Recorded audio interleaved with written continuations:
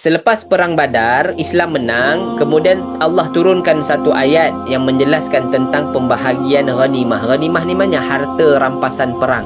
Jadi baginda Nabi Allah pun turunkan kepada baginda Nabi sallallahu alaihi wasallam ayat di dalam surah yang ke-8 ayat 41. Nabi sallallahu alaihi wasallam bila dah turun ayat itu, baginda pun yang melaksanakan. Nabi sallallahu alaihi wasallam menguruskan dengan adil. 1/5 diambil untuk Baitul Mal, untuk kegunaan awam. Selebihnya 4/5 dibahagi ikut peranan. Kalau orang naik kuda dapat sekian-sekian. Kalau orang naik berjalan kaki sahaja dapat sekian-sekian.